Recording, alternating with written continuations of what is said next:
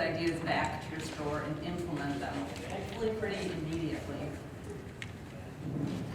And for those of you who were in my presentation yesterday, I mentioned that over 85% of our purchase decisions are made with our right brain, which is the emotional side of our brain. Oops, this is making some noise. And so we're trying to create this atmosphere that emotionally engages our customer. Because when we get someone emotionally engaged, they're going to be more likely to purchase and remember the experience and tell others about it.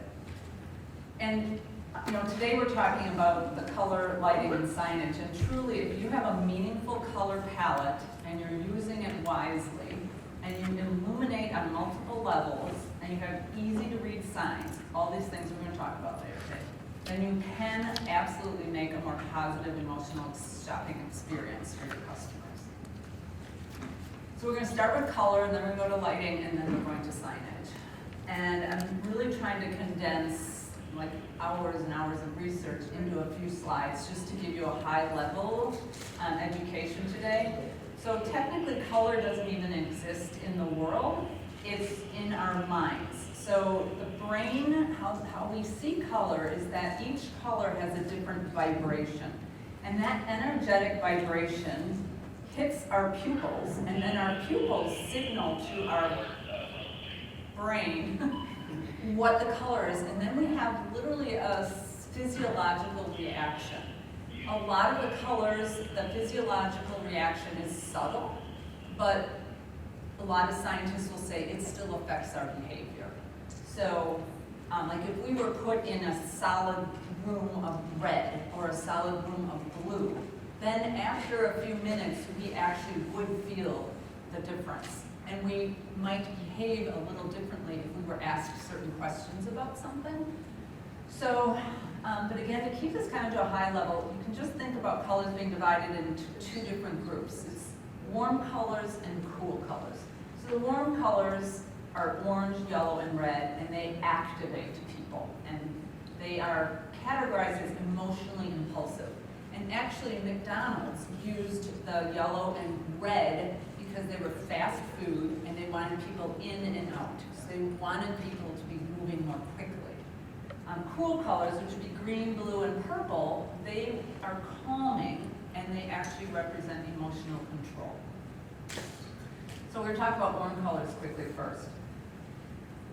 Warm colors have been shown through research to promote socialization, to stimulate creativity, to energize and motivate people. Red is the most powerful of all colors, and most powerful, of course, of the warm colors. It is so powerful that it has been shown to stimulate the pituitary gland, the nervous system, the liver, the adrenals, all senses in general. It is shown to increase or enhance appetite, metabolism, grip strength, blood pressure, pulse, and respiration. And because it increases appetite, it's why it's used in a lot of restaurants. Cool colors will aid concentration because it actually kind of slows our mind down a little bit so we can focus and concentrate. It supports quiet, focused activity and is very relaxing. Blue connects, blue and red are the two most popular of all colors on the color spectrum. And blue connects us to sky and water. They're critical elements to our existence. When we see a very strong blue sky, the brain actually secretes at least 11 tranquilizing hormones. And at dusk, there's actually a blue tone that our eyes pick up that start producing melatonin, so we start relaxing for the night. And some of you might remember, like with the Johnny Carson days, they used to talk about putting people in the green room before they came on to TV. Green was to relax people because it's a cool color. Green is, after red and blue, green is the next most popular color, and people associate it with nature, with life-giving, with healing. So green is obviously very powerful, and if you were in David Kepron's keynote this morning, he talked about biophilia, biophilic design, and how green is such an important color, particularly with plants. And there are a lot of studies that show that people do a lot better in their environment if there are plants and trees. So we do want to be wary of orange and purple because they get the most diverse reactions. So orange is an accent color. is okay. And some, like Home Depot, has embraced orange. And what's interesting is that over the past decade, the millennials have come around to orange. Whereas prior to like the Home Depots of the world, when orange wasn't seen as much, orange was considered kind of not a great color. But now it's kind of coming around, but there's still a lot of people, and they tend to be some of the older people that don't like orange. So it still has some of the diverse reaction. Purple's the same way. You ask people if they like purple, they either love it or they don't like it at all. So again, it can have that positive, negative kind of reaction. So just, again, be careful on how you use it. And again, sometimes brands can take almost any color and just make it popular. If you're familiar with the Purple Mattress Company, they've kind of taken and celebrated purple. Most attention-getting color combinations are yellow and black and red and white. So if you're really trying to attract attention on a sign from a distance, use those color combinations. And a lot of lighting and color, we're always looking at contrast. So when I show you some pictures, I'll point that out. We also don't want to use large quantities of colors that are opposite each other on the color wheel because there's a high vibrational effect, especially if they're the same hue or density or intensity. Now, if you took maybe a orange with a very light blue, you could probably put them together because if you use the exact same intensity of the orange and blue, there's actually a vibration, a visual vibration you can see, and it's distracting. And then be careful with black. Black can be very oppressive, especially on a ceiling. You know, a lot of times people say, oh, I'm going to paint the ceiling black. Well, I'm okay with that if it's a really high ceiling and the light fixtures have dropped down, so there's sort of this faux sense of a lower ceiling with the lights. But people actually, sometimes when they walk into an environment with a black ceiling, they almost do, it's almost like it's heavy. And so we say if you want a darker ceiling, use a darker taupe or a charcoal. But you also have to remember when you paint your ceiling, take your color sample and look at it like this. Because if you're looking at it on the wall, you have different light on it. If you're up in the ceiling, oftentimes you might not have light reflecting on it. So a charcoal might start to look almost black. So be careful, always choose a little bit of that lighter color if you're going to go to the ceiling. But I don't feel that the garden industry, it's appropriate to have black, unless it's a really interesting boutique department that you're trying to do something crazy and interesting, and maybe you want to have that area black, but just be careful with it. So how do you determine a color palette for your store? Well, of course we start with your brand colors. And oftentimes there's maybe a one color, or often usually a dominant color and then an accent color, and oftentimes a neutral that goes with that. So this obviously would be red and white. This would be a green and white, maybe with a little blue in there. This is obviously blue, red, and yellow, so the primary colors. And maybe it is black and white. Maybe they are just neutrals. And technically black and white aren't even a color. White is the reflection of all color, and black is the absorption of all color. But people just use white and black as a color term, or they say they're just colors. But I like them as when they're used as nice backdrops for products, particularly greenery. Greenery works well with white and black as long as it's, again, not too much black. So, and I used this slide yesterday, but I do like the example again of sort of the red and white and the blue, and this uses natural materials. And I also consider natural materials as part of a color palette. I usually say it's the texture palette, but if you're using a lot of wood tones, I consider that as part of sort of that color texture palette. If you have stone, that's part of it too. And the stone might be lean towards gray, or it might lean towards the beige. So what we want to do is start with your dominant color, add that accent color, and then select a neutral. So I realized when I was putting this together, I couldn't really create white because it's a white screen, but white was the neutral for this particular palette.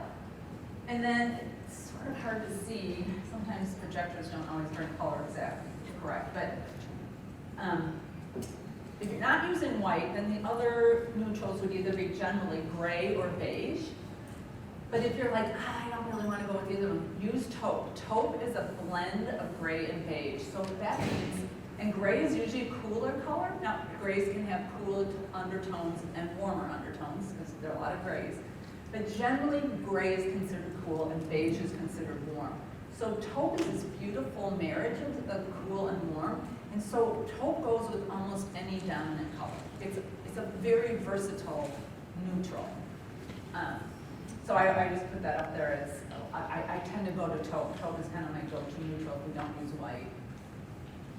So then you want to pick a focal point wall to apply color, your dominant color. And you want to, the feet follow the eyes. So if there's a painted wall, a dominant color wall, people will be drawn towards that. Even if it's a small space, don't worry about thinking that you're enclosing the space too much. It grounds the eye and people will walk towards that accent wall. So if you have a dead area or a dead department, paint it a dominant color or a brighter color. And then in that instance where I was saying it was red was the dominant and blue was the accent, then find areas, little accent areas where you can put the blue. It might be blue trim around, maybe it's a ceiling cornice molding, or maybe it's in front of your checkout counter, maybe it's end caps. Work in your brand blue, if that's what the brand colors are. Work that in as an accent if it's your accent color. Then you can also, again, if yellow is one of your brand colors in accent or green, but look how that just pulls you towards that. And you're not doing the whole store, it's just an area of the store. And even if your brand colors are red with a little blue, let's say you just want to do a department that's really fun and summery or springy and you just want to change it up and you just want to do a small wall. Paint is so cheap. I mean, I go a step further and say maybe even put some wall covering on it just to be fun if it's not too visually distracting. And change it out. Maybe you define one area of your store where you can just have fun with color or wall cover. So if you are selecting colors for special promotions or displays, again, you can have some fun if it's not everywhere and you're just trying to create a focal point. Again, focal points, the feet will follow the eyes. So you want to work with the color palette of the product lines, or maybe there's a trend going on and you're like, you know what, this is a really trendy color, these are kind of some trendy products, we're going to do a trendy color display for it. Think about also the instinctual reactions to the warm colors and cool colors when you're putting a display together. And the other thing I didn't talk about when I was talking about that physiological response to colors is there are also learned responses to specific colors, particularly in certain cultures. So in the US, let's say you put the color red in the shape of a cross. Well, people immediately look at that and say, help, emergency, Red Cross, ambulance, whatever. And sometimes red can come across that way, especially if it's in a certain shape. Red in a heart means love and motion.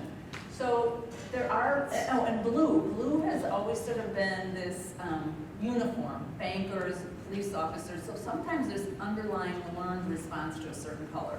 So you might want to be thinking about that too. But overall, I would say with your displays, have some fun with the color. And these, I had these in yesterday's slides too, but it just shows how powerful red can be from a distance, and light, bright colors can be in a window display, but that could even be an interior display. And look at the contrast of the white with the back. Almost, it's a darker background because it's not well illuminated back inside, but that contrast is what makes sometimes things really pop. And just some more, that's an end cap display on the right with use of that particular color for that item that they're selling. And then Starbucks is with green and brown, Oreo the blue and white. So that's where you can kind of have a little bit of fun. Just don't do like 100 of these in your space because then it's visually chaotic. Okay, any questions on color before we go to lighting? No? Okay. So yesterday, again, we were talking about curb appeal, if you were in my presentation yesterday, and we did look at a few shots of exteriors with lighting, and I'm just putting these in again because it's just so important. Lighting is so important. Parking lots and the facades and the window displays and the exterior signage, and keeping those lights on after, even if you've closed but you're on a busy street. Yes? Sorry to be late, but do you suggest glossy or flat? Great question. Because I think types of red or types of yellows tend to seem a little bit awkward. What do you suggest? Yes, so generally we use like a satin eggshell, sort of middle of the road for walls, and then we do glossy for trim. or things that you want to pop and stand out. So even maybe the front of the checkout counter. So if you're trying to create even more attention, you add the gloss to it, but I wouldn't put it on a whole wall unless, again, you're really avant-garde in a boutique and you're like, I'm gonna do something crazy and I'm doing a glossy wall in red. But overall, it's sad, and those are cleanable surfaces. If you go with the flat, we do ceilings flat. We will do ceilings in flat paint. But a lot of the paint, even though they say, oh, that's still a scrubbable, cleanable flat paint, I still haven't found a flat paint that cleans as well as something that's satin or eggshell or semi-gloss. But that's a very good question, yes. How often should you change the look of your retail store? Well, usually 5 to 8 years. You know, in the Midwest, it's more 8. We're a little slower to change. But, and it also, I always say, it depends on your target market too, you know, and if you have a lot of repeat customers and you're on the upper higher trend and you're kind of the fashion forward, then you do need to stay on top of that. You do need to change it up. And I think you can tell if you've got departments that are starting to kind of die off a little bit and just sometimes changing that department or relocating it, and if it makes a difference, then you know it's probably time to change up the whole store. Oops, yeah. So these were also put in yesterday just because I think outdoor decorative lights are important, and really I'm supposed to be talking about interior lighting today, but lighting is so important overall, and I put these into yesterday. Changing messages through projection on a floor, on a wall, to a sidewalk, and that one on the right actually rotates. All ways to attract attention. Okay, so here's really important stuff. The next 2 slides are really important. When you select a lighting system for your store, you have to consider the following. First of all, you probably have some sort of natural light that's coming in through windows, your front door, maybe skylights. And I know in the garden center, sometimes there's a ton of lights coming into here, almost like greenhouses. So that's great. We love natural light. It's the best light to work with. If we could just have natural light all day long, that would be great. But think about natural light. So we as human beings have, you know, hundreds of generations before us that lived outside. You know, thousands of generations. We've been around, what, 12,000 years we've been on this earth, humans?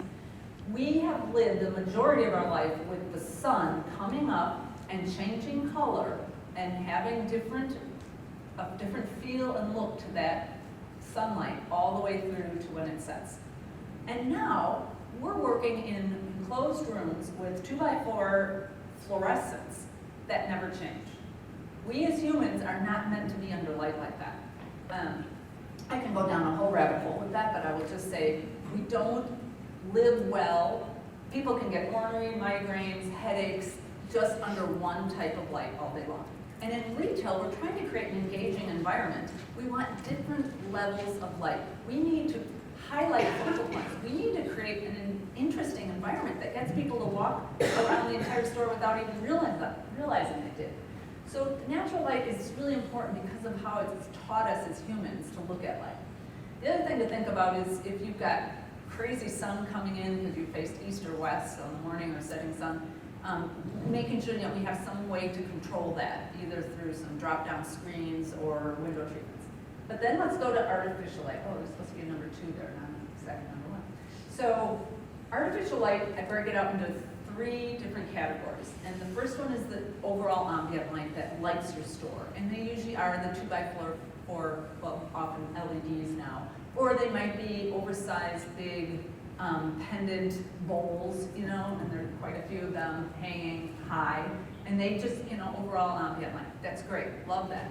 But oftentimes, we don't even have the bright lights in those. And so when I walk through with my light meter and the foot candles are only like 15 and 20 in some areas, and they're supposed to be 30 to 40, especially in a garden center or a grocery store, they should be up to 50.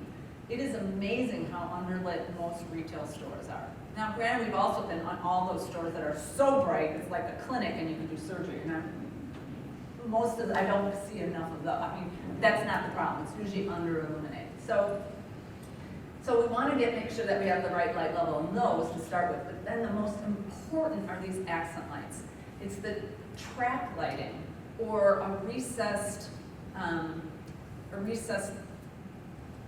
light lamp, and maybe a wall washer or an eye bulb that you can rotate within the recessed trim piece, but mostly it's track lighting.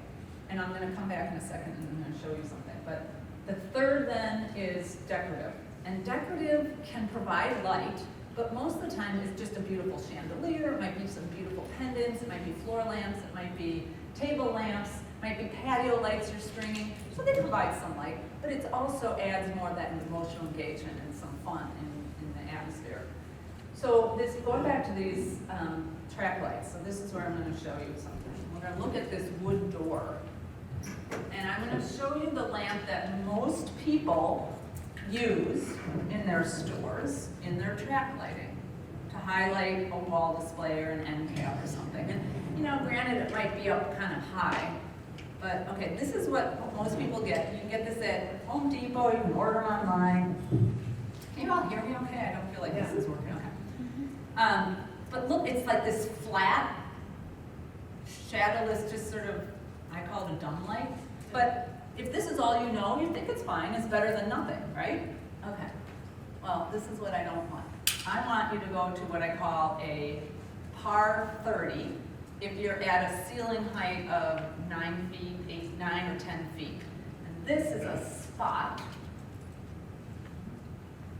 Okay, so that's a spotlight, but look at the amount of light that is, and it's a truer light. It's a 3,500 Kelvin, and I'm going to talk about that in the next slide in a minute. But colors are going to look better in this than sort of this gray, stupid light. All right, see that? Look at the difference. Okay, then my favorite boy is, this is my big boy, this is a par 38. So if you have ceilings 12 feet or 14 feet, this is the big boy you want. And this is a flood. And this one probably costs, depending on, it varies, it can be anywhere from $18 to $22 online. But you need fewer of them because you can cover 6 feet easily. This one, you know, is a little bit smaller, it's the par 30, and it's a spot. So maybe it's good for an end cap, but you can get this in a flood. And this is probably $15 to $18. This one is probably $1.99. So you're getting what you paid for. We had a retailer in Racine, Wisconsin, and she had all of those stupid bulbs. She had like 50 of them. And I had one of these, I feel like a drug dealer because I have a whole thing in my trunk. If I get so mad, I'm like, do you have a ladder? I'm going to show you what a real lamp looks like. So I went up and I changed one of them out, and she was just like, oh my gosh. She said, can you just keep that in for the weekend, and I'll order them right away. So I come back the next week, and she said she like doubled her sales on the sunglasses were on the table that light was on. And no other sales had changed, just because people could see it. So she changed the whole thing, and it just changed her store. She was like seeing the light. Oh, funny. Okay. So again, multiple levels of touch of that. So here is where, when you're selecting a lamp, you want to think about obviously what you're illuminating, and if it does have a reflective surface, because you don't want necessarily to have someone see a spotlight. You know, if you have a reflective surface, you have to be really careful on how you illuminate it. The wattage. So the wattage, and now with LEDs, you have really low wattage, but you can get really great high lumen output. And it's the lumen output that I'm talking about. So this dumb, stupid one is 650 lumens. This one I think is 1100, and then the big boy is I think 1700. So lumen output is what you really need to look for. I don't want any track up that's under 1,000 lumens because it's worthless. And then 3,500 Kelvin temperature, the K, that's the best, like for me, best colors in retail. You can really, like 2,700 is what we're in right now. So that's like residential lighting in your home. Now, if you have a home decor department with some home furniture, maybe you want to have some floor lamps that have 2,700 because that's what people would be seeing their furniture under at home. 3,000 is okay if you can't get 3,500. Sometimes some light fixtures and lamps don't come in 3,500. 4,100 is getting blue-white, like it's almost getting clinical. 5,000 we use for diamonds because 5,000 is what makes diamonds just pop. But we don't use it in the traffic aisles of the diamond stores. We use it only showing onto the showcases. So only, because otherwise it's too much, too bright. And then color rendering index. You want a lamp that's going to say it's 85 CRI or higher. If you can get a 90 CRI, colors are going to look even truer, like if you were outside at noon on a sunny day. So CRI index, or the color rendering index is important.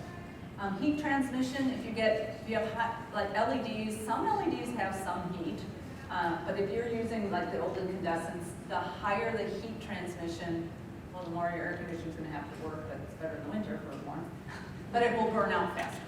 Now, that's the other thing that's nice about LEDs. Many of them will last, these will last 6,000 to 7,000 hours, I mean, several years.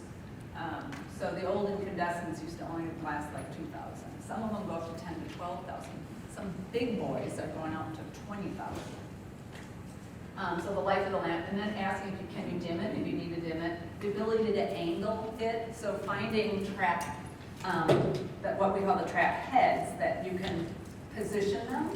And then the ability to change the lamps. Sometimes electricians come in and they put in some lamp and you're not even sure what it is. And then it's on, you have to get like a 16-foot ladder to change it out, and you don't even know what it is and where to get it.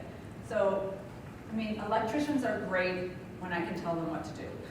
But don't have them specify your lighting unless they've done a lot of retail and you've seen their work. Okay, I'm sorry, I get so passionate. Is everyone okay? Okay.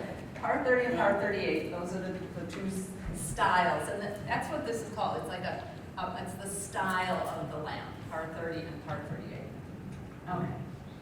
I had a quick question, Oh, sorry. yes, absolutely. A couple slides ago, you had a 30 to 50 FTC, I think it was a measure of lighting. Yes. Is there a tool that you would use to measure that? I know a lot of the other stuff is listed on bulbs, Yes. but is it, you have like a light meter or something? What Yes, is it I have a called? light meter, but they are a couple $100. Okay.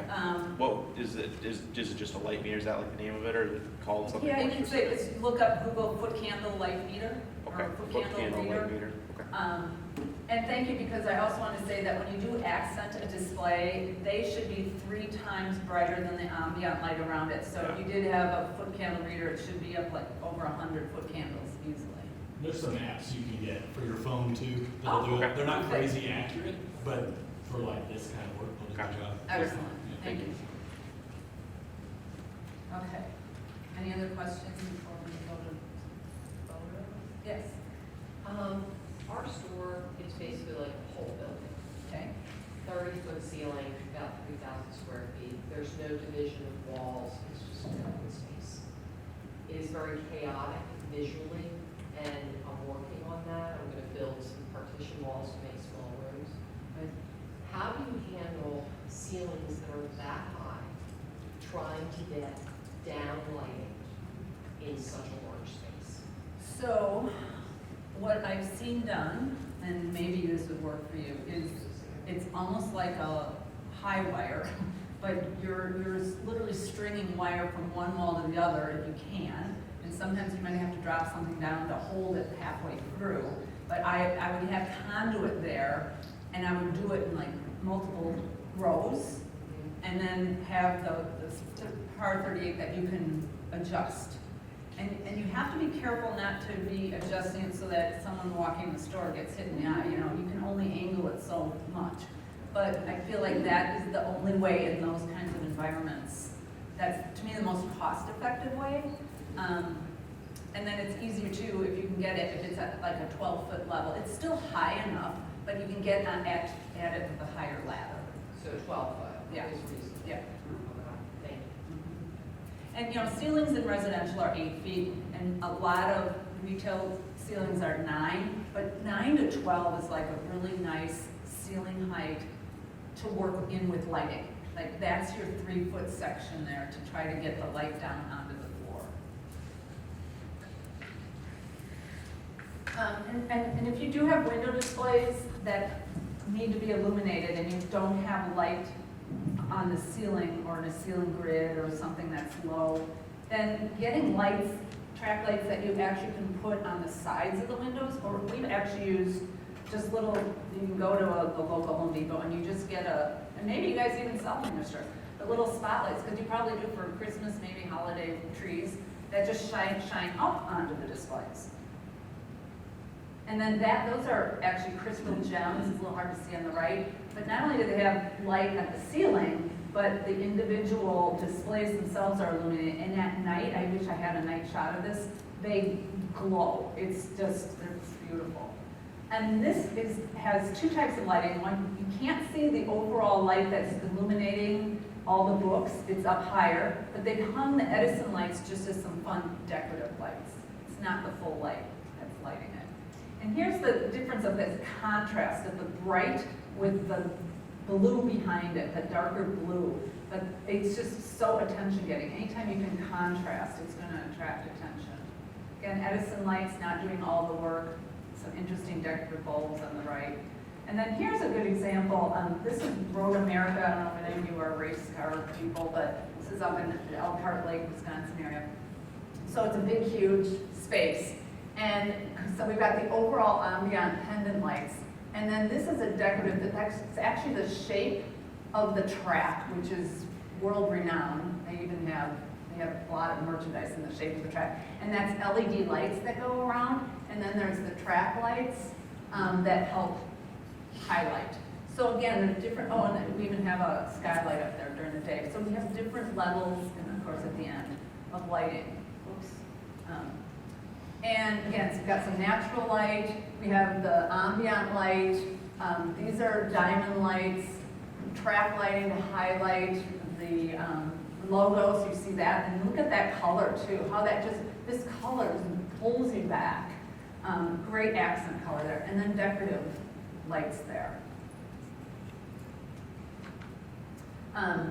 Again, we have some track light, recessed cans, some little pendants, and then actual kind of grow lights for the herbs in that restaurant in Chicago. Interesting. This is sort of a decorative, but it's providing a lot of ambient light. We have some recessed, some track. But this is also, it's a neon sign, which we're going to talk about signage in a minute, but that, because it's illuminated, it also draws you back. Anytime you have, like recessed showcases that are illuminated way brighter than the surrounding, it's really going to pop. Again, look how nicely illuminated these are. And this is a black wall, which absorbs a ton of light. But they have lights up here that are hitting this.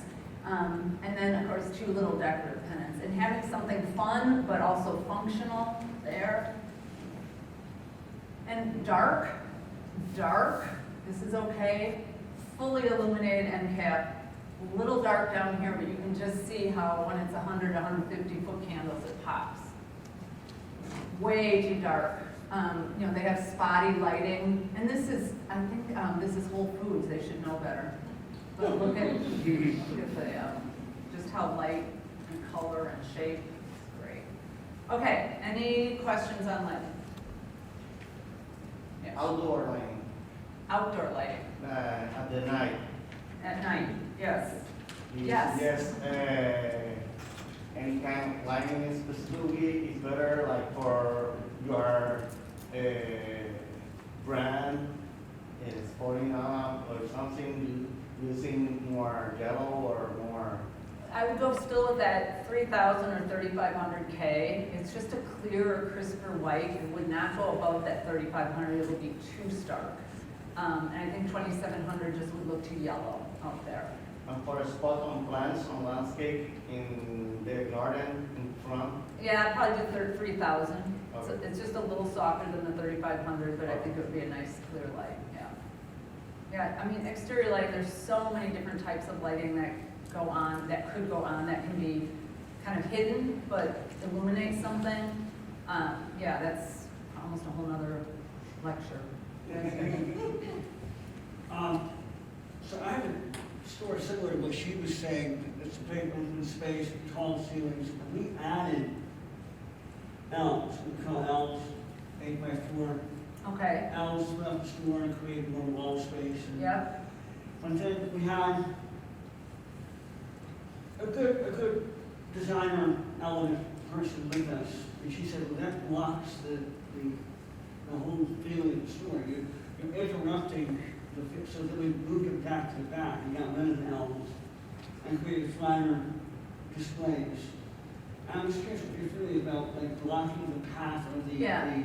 So I don't have, I'm not talking about focal points in this lecture, but focal points are my baby. So anytime I'm laying out a store, I put low focal points up front, nesting tables, pedestals, and then as you move back, they get higher and higher to the point where your back wall is the final focal point. But you're right, you don't want too much height so that you can't see. When someone comes into the space in the first 3 to 5 seconds, they need to know exactly where they're going to go. They need to be able to absorb, it's a subliminally absorbed information when they see, like if they said, oh, indoor plants, fertilizer, oh, they have a home decor section, oh, they have a pet section. Well, they're not saying that to them, but they are absorbing that. So let's say they're just going for fertilizer, but somehow it logged in that you have pet food. So that's where, like signage and focal points are so important, and you don't want people to come in and go, God, how do I get where I'm supposed to go? Or I don't even know where, I'm gonna have to talk to someone. We never want to make that, we want someone to feel like they can figure it out even if they're a new customer. So layout and focal points and signage are super important, which is sort of a good segue to the signage. Anything else on lighting?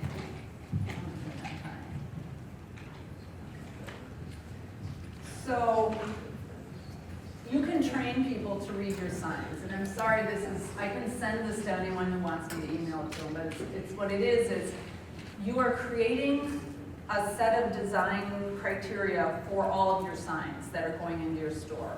So you need to assign someone who's your sign police person, and any sign that goes up, they have to go through this and say, okay, is it part of our logo? Is it an informational sign? Is it a directional sign? Is it a department sign? Is it a promotional sign? Is it a sales sign? And depending on what category, or a price point, price tag sign, whatever category it is, you have to look and say, okay, well, it needs to then be with this font, using this color, should be this size, and this kind of sign holder. And then what happens is your regular customers, they'll come in and they go, oh, I see they're having a promotion over there because I see the promotional sign. It's, again, subliminal. You have created it in a hierarchy of signage that's clean and professional, and it is amazing how it works. Just like good lighting really works, and the use of colors, same with signage. Now, I have a few examples of some fun signs that can be used, but that's if your brand is playful and you can have some fun in certain departments. So, but this, for the most part, should be your guide. And the problem is so many people get involved with putting signs up. It's like, oh, I don't have time. Can you put up a sign quick? And then they go print something out, or they go to the Kinko's or whatever, and they print something, they put it up with Scotch tape. And you know how I feel about Scotch tape. No Scotch tape. So this is a really good guide, and if you can kind of post this in your back room so that people get used to it, and you'll have to probably say, this is the font, this is the size, this is the sign holder if you're putting a promotional sign up. Okay. And then we have this in our office actually, because it's a great way to quickly determine how far away you can be to read a certain sign with letters a certain height. So it's just a quick reference, and this is good for window vinyl signs that you're putting up, or if you're just putting up a sign on a wall or in a display. And people, it's amazing how big now of course this is expanded because it's on a projector, but it's amazing even how much big a 2-inch letter is from a distance. So I threw in an exterior sign, even though I'm really talking about interior, just because I love this sign so much. It's hooked and tagged, and I love it because it's got this great little pop of orange in the shape of a fishing hook and then a tag. So it's just kind of fun use of color, accent color there. All right, no handwritten signs unless you're a cafe or a deli and you have great penmanship. Otherwise, none of this. And I still see this out there. And sign pollution is running rampant, and the problem is people keep putting signs up and they don't take them down. And a lot of them look sloppy, or they're Scotch taped up and they're crooked and they're curled. And so here's an example. I don't know if you can really see it, but I was going through my BMO, big bag. And this, I couldn't believe it, Scotch taped, ripped, It was horrible, scotch tape, scotch tape, scotch tape. I'm like, oh my God, you guys should know better. It's so upsetting. And then again, scotch taped, so it's just, doesn't look professional. It's like you guys don't care. Oh, and so here, I even brought in an example. Then you can get these at, office supply stores. They're just nice little acrylic signs in different sizes, and you can just suction cup them to your window, for your window. And then I think I talked yesterday about this static cling. It's clear material that you can cut out. This is usually, it comes on rolls. You can peel it back and cut it. I think it's a 30-inch wide roll, and you can cut it and put your sign in, and then just put it back up. And that's what that is, kind of looks like, sort of on the right. So you can't see. You don't have a sign holder, but you don't see that there's no sketch tape. I have a question.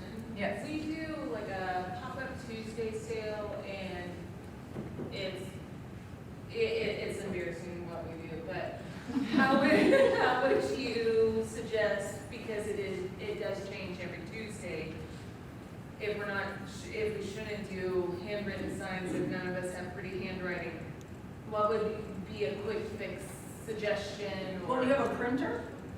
We do.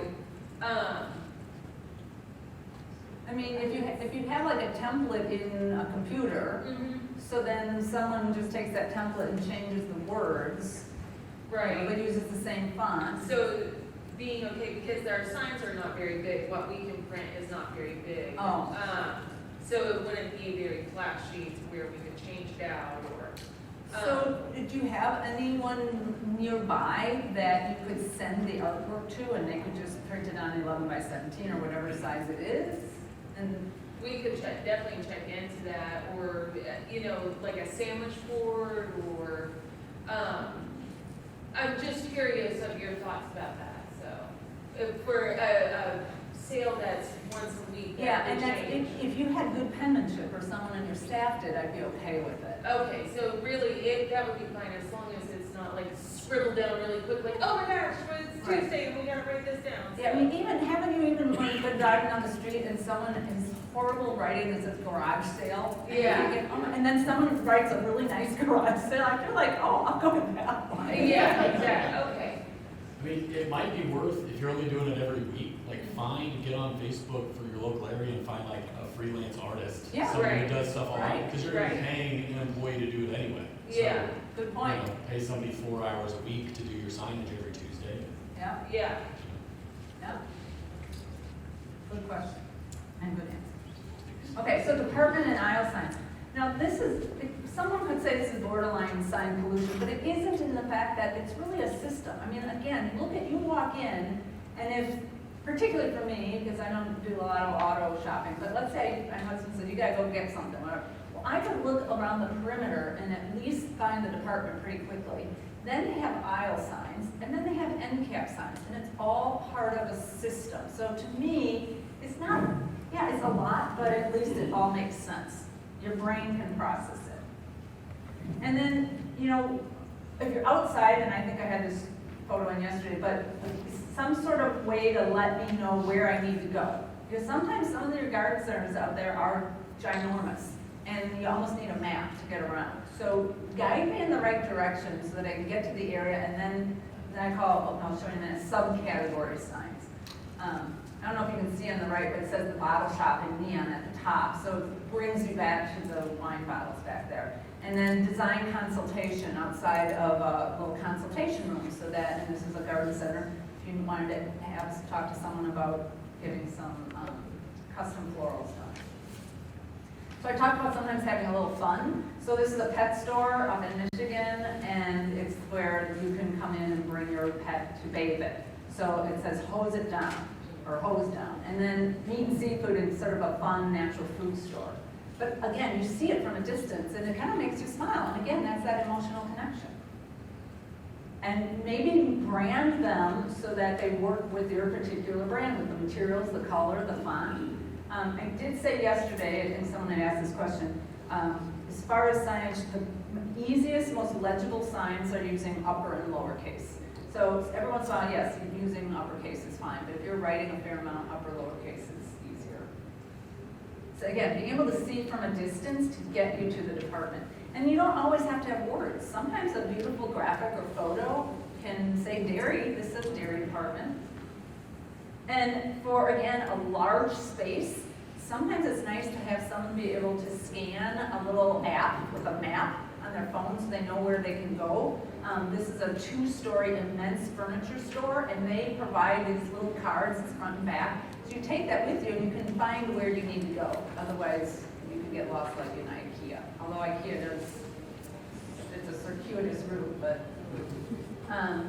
Okay, so once you get through, you find your department, you can get to the aisle signs. And good, well-designed aisle signs are important. They're a good reflection on your being a professional retailer. So make, and they, again, should be in your font family, the colors of your brand, the materials. And then these would be more subcategory signs. Once you're in the department, it kind of helps you, and they're all identical, so it's not too chaotic. But again, simple to read, easy to read. And I talked about this yesterday. Sometimes if you have something that's really important that you want someone to stand and read for a bit because it's like you're explaining not even a product, but it might be something about your business or something that people would be interested in learning more about. So green roof, history timelines. If you've been in business for over 50 years, for crying out loud, get a history timeline going. And then over 100 for sure. I just love this sign on the right. I guess there's a soda called Urge, and they put it right next to the restaurant sign. So I just find that's so funny. But master fitters, so Allen Edmonds, they train their salespeople to become master fitters. So if you have certain staff that are trained, put up a nice professional sign saying, hey, they've been certified, or we go through this program with them. Omnichannel retailing. So let people know where to go to your website or Instagram or scan to get an app, to get coupons, whatever. Trying to incorporate that technology piece. So humor signs. This is a shoe store, independently owned in Green Bay. It says, my feet hurt daily, so I decided to stop buying my shoes at the same store where I buy laundry detergent and frozen pizza. This is actually on his Google page. So he made a sign of it. I love that. And then just the husband daycare. And you can have some fun with some signs every once in a while, not too many.